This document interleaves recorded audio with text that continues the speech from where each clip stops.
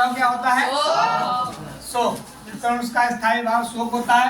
और करुण उसकी परिभाषा होती है किसी भी प्रिय वस्तु व्यक्ति आदि की अनिष्ट होने की आशंका या इनके विनाश से उत्पन्न या क्षोभ दुख की स्थिति, ठीक है, से अथवा संवेगात्मक स्थिति को हम क्या कहते हैं? करुण रस। ऐसे भी कह सकते हैं कि शोक नामक भाव विभाव अनुभाव संचारी भाव के योग से क्या होता है? करुण रस। ठीक है, इसका स्थायी भाव जो है तो मैंने बता दिया, स्थायी भाव शोक। सॉरी, उदाहरण जो इसका होता है, उदाहरण पे ध्यान देंगे।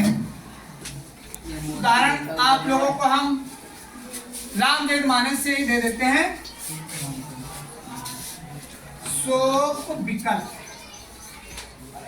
शोक विकल सब रोवहि रानी।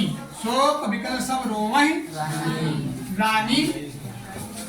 रूप रास बल तेज बखानी। रूप रास बल तेज बखानी।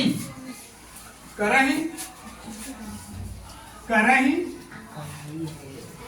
बिला बिला अनेक प्रकारा। परहि भूमितल परहि भूमि तल बारहि बारह। बच्चों, ये हमारा रामचरितमानस से है। शोक विकल सब रोवहि रानी। रूप रास बल तेज बखानी। करहि बिलाप अनेक प्रकारा। परहि भूमितल बारहि बारह। देखिए, वैसे भी जहां पर शोक आ जाए, दुख आ जाए, आंसू की बात आ जाए तो हमको कहीं देखना ही नहीं है। इसका मतलब ये है करुण रस। ठीक है, करुण रस। तो अब क्या है, यहाँ पर उस समय का उदाहरण है, उस समय का प्रसंग है जब दशरथ जी की मृत्यु हो चुकी है। दशरथ जी की मृत्यु हो चुकी होती है। राम के वनवास जाने के पश्चात उनकी मृत्यु हो जाती है। तब जब उनकी मृत्यु हो गई तो उनकी शोक विकल सब रोवहि रानी। सब रोवहि रानी अर्थात उनकी तीनों रानियां विलाप कर रही हैं। रूप रास बल तेज बखानी, अर्थात उनका रूप और तेज जो है इस समय सब बिल्कुल अस्त व्यस्त हो चुका है। करहि विलाप अनेक प्रकार, अन्य भाग से। कोई कह रहा है कि हमारे नाथ स्वामी बहुत अच्छे थे, अपने बच्चों से बहुत प्रेम करते थे, इसलिए प्राण त्याग दिए। कोई अन्य प्रकार से कह करके तीनों रानियां रो रही हैं। परहि भूमितल बारहि बारह, और बार बार तड़प तड़प करके बेहोश हो करके जमीन पर गिर रही हैं, यानी अत्यधिक दुखी मन से। अब क्या है, अब तुम लोगों को इसमें बताना क्या है? आलंबन। सबसे नंबर 1 पर आलंबन। आलंबन हमने बताया कि जिसके कारण हमारे अंदर दुख प्रेम घृणा हास्य जो भी उत्पन्न हो रहा है वही आलंबन होता है। किसमें, किसके कारण दुख उत्पन्न हो रहा है? तो आलंबन कौन हुआ? सभी लोग एक साथ बोला करें। तो दशरथ हुआ। आलंबन कौन? दशरथ। ठीक है, उसके बाद में अब जिसको दुख होता है या जिसको प्रेम या घृणा जो भी होता है वो होता है आश्रय। तो इसमें आश्रय कौन हुआ?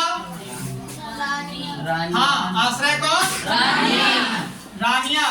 तो रानियां इसमें आश्रय हैं, रानियों को कष्ट पहुंच रहा है। अब देखिए, ये तो आलंबन आश्रय हो गया। अनुभाव, क्या अनुभव कर रही हैं? तो अनुभाव में आया अनुभव।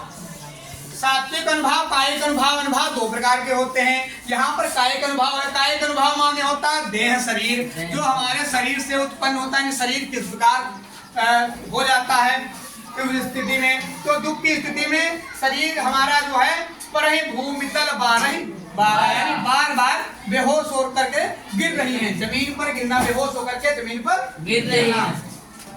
तो हमारा अनुभव है बेहोश होना, बेहोश होकर, या केवल बेहोश ही लिख दें,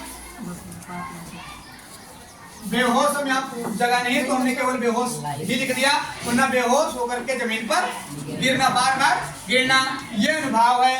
अब हमारा आता है उद्दीपन।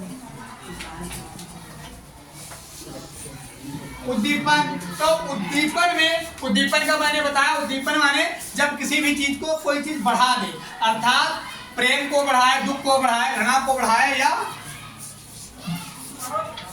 तो उद्दीपन जैसे हमने पहले भी बताया कि जो बढ़ाने का काम करे, जैसे आग में घी डालो तो आग बढ़ेगी ना, घी आग को बढ़ाने का काम करता है। तो यहाँ दुख जो बढ़ा रहा है वो क्या बढ़ा रहा है, दुख बढ़ा रहा है। दशरथ की मृत्यु दुख को और ज्यादा बढ़ा रही है, अर्थात दशरथ की मृत्यु, दशरथ की मृत्यु, ये हमारा हुआ उद्दीपन। फिर साथ ही साथ में अब बचा है हमारा संचारी भाव। संचारी भाव, तो संचारी में विषाद नंबर फर्स्ट में डाल देंगे, विषाद। संचारी भाव इसका है विषाद। विषाद माने भी दुखी हो, ठीक है, विषाद। तो इसके साथ ही इस रस को हम समाप्त करते हैं।